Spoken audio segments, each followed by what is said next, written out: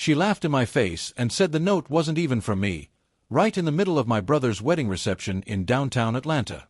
The ballroom was packed, chandeliers shaking with music, glasses raised, people cheering, until my wife, Elena, held up a folded piece of paper like it was a joke. I had just pulled it from my suit pocket seconds earlier, certain I'd never seen it before. The handwriting wasn't mine. It wasn't even close. Then she smirked and whispered that it was probably from someone I should be worried about. That's when I noticed my best friend's expression change across the room, like he already knew what was coming. My chest tightened as whispers spread through the guests, phone slowly rising to record. And then she said the one thing that froze me completely. How did a note I never wrote end up in my own pocket? If you love a good twist, hit that subscribe button. Tell us your location and if it's day or night there. Dark stories feel different in the dark. I'm Daniel Carter, and that night was supposed to be a celebration, not the beginning of my collapse. I was the respected operations manager at a logistics firm in Atlanta. My wife, Elena, was the polished, charming social climber everyone adored. And my best friend since college, Marcus, was the one person I never thought I'd have to question. But that note, it didn't just appear. It was planted. The reception kept going, but I couldn't hear the music anymore. Elena leaned into Marcus like nothing had happened. My mother asked me if I was okay, but I couldn't answer. The room went silent in my head. And that was the first crack. Later that night, I got a call from an unknown number. A woman's voice. "Check your wife's deleted messages," she said, then hung up. That's when unease turned into suspicion, and suspicion turned into obsession. The next morning, I went through Elena's tablet while she was at brunch. Houston trip photos, hotel bookings I never knew about, and a series of deleted chats recovered through Cloud Sync. Marcus's name kept appearing like a shadow in every thread. My hands shook when I saw the first video thumbnail. A hotel room. Las Vegas. And Elena laughing. In his arms. The world didn't collapse all at once.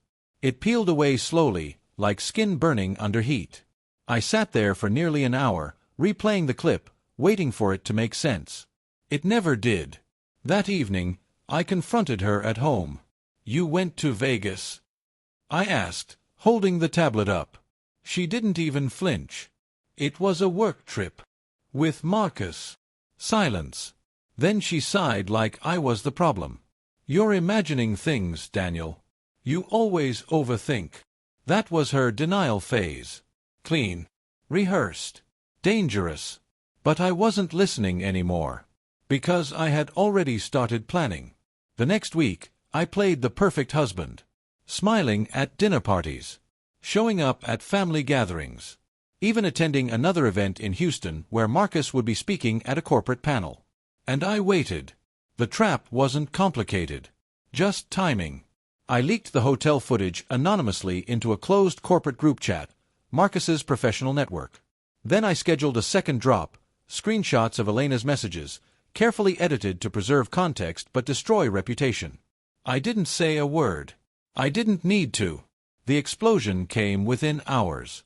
Marcus was pulled off stage mid-presentation in Houston. Security escorted him out as whispers followed him like fire. Someone recorded it. Of course they did. By evening, it was on social media. Local executive caught in affair scandal. Elena called me 37 times. I didn't answer a single one. Instead, I sat in my Atlanta office watching the chaos unfold like weather I had summoned. Emails flooding. Clients pulling back. Damage control teams collapsing under pressure. And then the final blow. Her father called me. "She's coming home," he said quietly. "Whatever you did, you didn't have to destroy her." I almost laughed. "She destroyed herself," I replied. The room went silent after that call ended. The next confrontation came at our house. Elena stood in the living room, mascara streaked, voice shaking for the first time. "You ruined everything." I walked past her, placing the printed screenshots on the table. "No," I said calmly. "You did." She grabbed my arm. "Daniel, please. Marcus meant nothing." That name again. Something inside me snapped, not loudly, not violently, just permanently. "You didn't just cheat," I said. You turned my life into a lie and laughed while doing it." She froze. And for the first time, she looked scared. The divorce papers were already filed. The company began distancing itself from Marcus after internal reviews. Elena's social circle evaporated overnight. Friends, influencers, even family dinners stopped. Public shame doesn't knock. It floods. A week later, I stood at another family gathering in Atlanta. Same faces. Same ballroom energy. But this time, I wasn't the man in the center of whispers. I was the one no one dared to approach. Marcus lost his job in Houston. Elena moved out quietly, disappearing to Las Vegas, where she once thought no consequences existed. But consequences travel faster than lies. One evening, I received a final message from her. No apology. Just one line. Was it worth it? I looked out over the city lights and thought about the note in my pocket that started it all. The handwriting.